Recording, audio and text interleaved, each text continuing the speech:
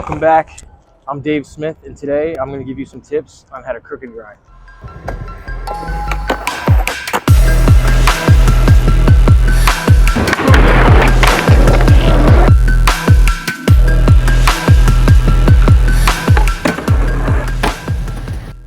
All right, we're going to talk about foot placement.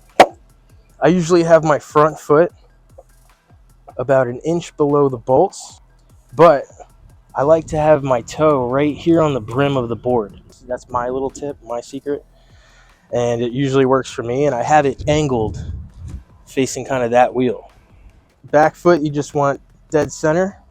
So when you're getting ready to pop into the crooked grind, you don't want to be too far away from the ledge or rail, because now you're kind of reaching. You're kind of reaching over here, and that's difficult because you need your weight right on top of this nose. So, say about a foot away from the ledge, pop up, and instantly, once your front truck is high enough, point. And you get what we call as a pinch.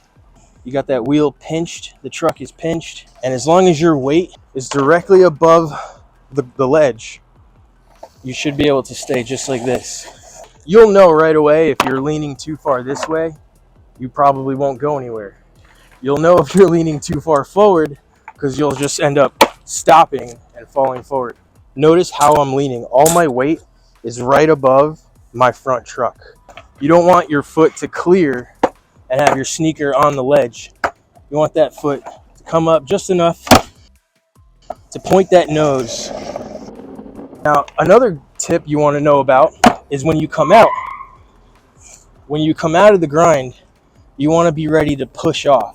Once you're coming to the edge, give that little nudge. You can throw it with your shoulders or your hips. So don't forget to pop off. Boom, pop off. All right, so there you have it. Those are my tips on how to do a crooked grind. I hope they help. And remember, skateboarding is very frustrating. Don't get discouraged. Just keep at it.